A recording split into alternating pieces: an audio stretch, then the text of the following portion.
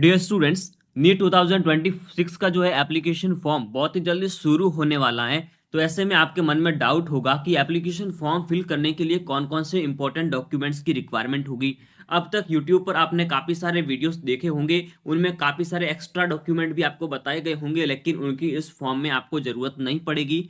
तो आज के इस वीडियो के अंदर मैं आपको ओनली वही डॉक्यूमेंट्स बताऊंगा जिनकी आपको नीट के एप्लीकेशन फॉर्म फिल करने में आपको जरूरत पड़ेगी। कौन से ऐसे डॉक्यूमेंट्स हैं जिनको आपको अपलोड करने होंगे एंड कौन से ऐसे एप्लीकेशन डॉक्यूमेंट्स हैं जिनकी मदद से आप डेटा फिल करोगे।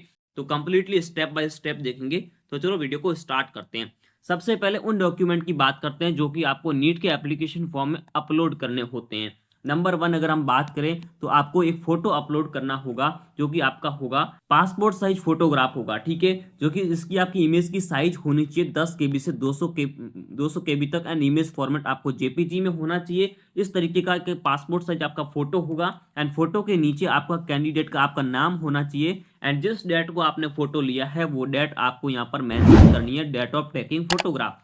तो इस तरीके का पासपोर्ट साइज फोटो आपको बनवाना है एंड क्लियर होना चाहिए, कोई गॉगल्स वगैरह आपको ज्यादा यूज नहीं करना है। एंड नंबर टू पर डॉक्यूमेंट्स की अगर बात करें, एक बड़ा साइज का फोटोग्राफ होता है जो कि पोस्ट कार्ड साइज का होता है। पोस्ट कार्ड साइज इसमें भी आपको candidate name and date of taking photograph आपको मेंशन करना है। इसकी भी साइज आपकी 10 केबी से 200 केबी होगी अपलोडिंग के टाइम पर एंड इसकी भी जेपीजी फॉर्मेट में ये अपलोड होगा। तो ये दोनों डॉक्यूमेंट्स आपको रेडी करने हैं। आपको जो पासपोर्ट साइज के फोटोग्राफ है ये कम से कम आपको 8 फोटोज आपको बनवा के रखने हैं एंड जो पोस्ट कार्ड साइज के मिनिमम आपको 4 फोटोज आपको प्रिंट आउट करवा देना है। जब आप एप्लीकेशन फॉर्म फिल कर रहे हैं उसके थोड़े दिन पहले जब आप फोटो आप क्लिक करवाओगे तो with candidate name and date के साथ आपको करवाने हैं मिनिमम 8 और ये मिनिमम आपको 4 आपको फोटोग्राफ्स बनवा देने हैं, ये आपके डॉक्यूमेंट्स में अपलोड होंगे। नेक्स्ट हम बात करते हैं left and right hand finger and thumb impression की। पहले नीट में केवल एक दो फिंगर के ही इंप्रेशन लेते थे, लेकिन अब नीट के अंदर चेंजेस हो चुके हैं जिसमें आपको full hand, left hand and right hand दोनों के फुल हैंड के फिंगरप्रिंट्स आपको वहां पे अपलोड करने होते हैं, क्योंकि आपका जेपीजी फॉर्मेट में होगा। 10 केबी से 200 केबी इसकी साइज रहने वाली है। फुल हैंड के दोनों आपको फिंगरप्रिंट आपको कंप्लीटली अपलोड करना, जो कि आपकी क्लियर एंड विजिबल होने चाहिए, सही तरीके से आपको उनको भी अपलोड करना है। एंड उसके बाद आपका अपलोड होगा एक सिग्नेचर। एक सिग्नेचर आप वही करोगे जो आपको एप्लीकेशन फॉर्म फिल करते टाइम करोगे, वही आप एग्जाम जब देने जाओगे वहां पे भी सेम सिग्नेचर करना है एंड आपको एडमिशन के टाइम पर, काउंसलिंग के टाइम पर भी आपको सेम सिग्नेचर फॉलो करना है। तो एक ही सिग्नेचर आपको यूज करना है। उसकी साइज भी आपकी 4 केबी से 30 केबी होगी एंड जेपीजी फॉर्मेट में। ये चारों डॉक्यूमेंट्स जो है आपके नीट के एप्लीकेशन फॉर्म फिल करते टाइम अपलोड होंगे। नेक्स्ट हम बात करते हैं, इसमें अब सबसे पहले अब जरूरत पड़ेगी 10th के मार्कशीट की, जो भी ये भी आपको अपलोड करनी होगी। 10th की मार्कशीट जो है वो आपकी बोर्ड से आपको मिली होगी, तो इसमें भी आपको अपलोड करनी होगी एंड इसके डाटाज भी आपको फिल करने होंगे। आपके परसेंटेज मार्क्स, आपके रोल नंबर, आपके स्कूल का नाम वगैरह वगैरह सब आपको इसमें फिल करने होंगे।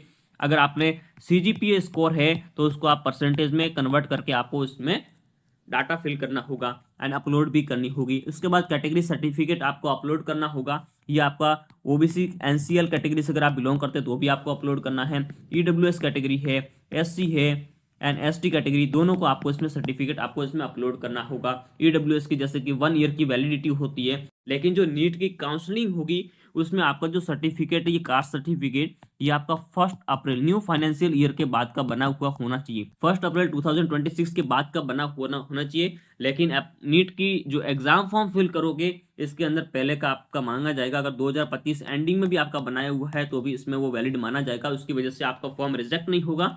और आपके मन में एक डाउट होगा कि सर्टिफिकेट आप स्टेट का बनवाओगे यहाँ पे सेंट्रल का बनवाओगे। अगर आपकी जो कास्ट है वो सेंट्रल लिस्ट के अंदर आती है तो उस केस के अंदर आपको सेंट्रल का सर्टिफिकेट ही अपलोड करना है। लेकिन मैंडेटरी जो है, मेजोरिटी में आपको मैंडेटरी है कि आप सेंट्रल का सर्टिफिकेट ही इस नीट के एग्जाम फॉर्म में फिल करें। अगर आप स्टेट का भी अगर अपलोड कर देते हैं तो भी उसकी वजह से आपका फॉर्म रिजेक्ट नहीं हुआ होगा। आज तक ऐसा नहीं हुआ है कि आपका कोई फॉर्म स्टेट सर्टिफिकेट की वजह से रिजेक्ट हुआ है, कभी नहीं हुआ ऐसा।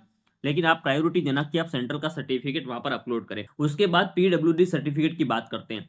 अगर कोई candidate person with benchmark disability से बिलोंग करता है तो उसके लिए फिजिकली हैंडीकैप्ड सर्टिफिकेट जो है वो आपको बनवा के रखना होगा। वो आपको फॉर्म फिल करते टाइम उसका भी आपके पास ऑप्शन आएगा। जब आप कैटेगरी चूज करोगे तो उसमें फिर आपका सर्टिफिकेट भी मांगा जाएगा, तो वो सर्टिफिकेट भी आपको अपलोड करना है। इसका जो प्रॉपर फॉर्मेट है वो भी आपका जब नीट 2026 का इंफॉर्मेशन बुलेटिन रिलीज होगा तो उसके अंदर आपको शो करवाया जाएगा, उसके अंदर दे दिया जाएगा एनटीए की तरफ से। अब बात करते हैं कुछ ऐसे डॉक्यूमेंट्स की जो अपलोड करने की जरूरत नहीं है, लेकिन जब आप डाटा फिल करना होगा, फॉर्म फिल करोगे, रजिस्ट्रेशन करोगे तो उस टाइम पर उनकी जरूरत पड़ेगी। जैसे आपको आधार कार्ड की जरूरत पड़ने वाली है, 12th के मार्कशीट। अगर आप 12th अपीयरिंग है तो इसकी जरूरत नहीं है, लेकिन अगर 12th पास आउट आप हो चुके हैं तो 12th के आपको रोल नंबर आपको यहाँ पे फिल करने होंगे। आपको इसके बाद आपके टोटल मार्क्स फिल करने होंगे, परसेंटेज फिल करने होंगे। तो ये सारी डिटेल आपको यहाँ पे फिल करनी होगी। स्कूल का नाम आपको फिल करना होगा, बोर्ड आपको फिल करना होगा, स्टेट आपको फिल करना होगा। तो यह आपके 12th की मार्कशीट की डिटेल यहाँ पे फिल करनी होगी। अगर आप 12th में अपीयरिंग है, पास अभी हो या नहीं है, एग्जाम ही नहीं हुआ है, तो यहाँ पर आपको फिल करना है अपीयरिंग। यहाँ पे आपके पास ऑप्शन आएगा, वो अपीयरिंग आपको वहाँ पे चूज कर देना है। जो आधार कार्ड है, इस आधार कार्ड के अंदर आपका जो नेम है उसकी स्पेलिंग सारे डॉक्यूमेंट्स में सेम होनी चाहिए, डेट ऑफ बर्थ सबका सेम होना चाहिए। तो इस बात का आप जरूर ध्यान रखिएगा। एंड नंबर 3 पर है एबीसी आईडी या अपार आईडी। अभी तक इसकी ज्यादा जरूरत नहीं है, लेकिन काउंसलिंग पर यह मैंडेटरी है। जब काउंसलिंग करवाओगे तब उस टाइम इसकी मैंडेटरी रहेगी जरूरत। ये ऑप्शनल है, अगर इसमें नीट 2006 में एड ऑन भी हो सकता है, लेकिन अभी इसके बारे में कोई क्लैरिटी नहीं है। तो ये आपको बनवानी है क्योंकि काउंसलिंग के टाइम में ये मैंडेटरी है, इसकी आपको जरूरत पड़ेगी। तो इसके लिए आपको एक डिजी लॉकर एप्लीकेशन है वो आपको डाउनलोड करनी होगी एंड उसके अंदर आपको एबीसी आईडी आपको क्रिएट करनी होगी, या अपार आईडी ऑप्शन है तो अपार आईडी भी आप क्रिएट करके रखना।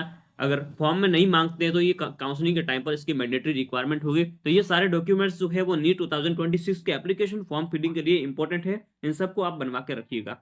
Thanks for watching. इसी तरीके का क्वालिटी कंटेंट देखने के लिए इस चैनल को सब्सक्राइब कीजिए एंड बेल आइकन को प्रेस कर दीजिए।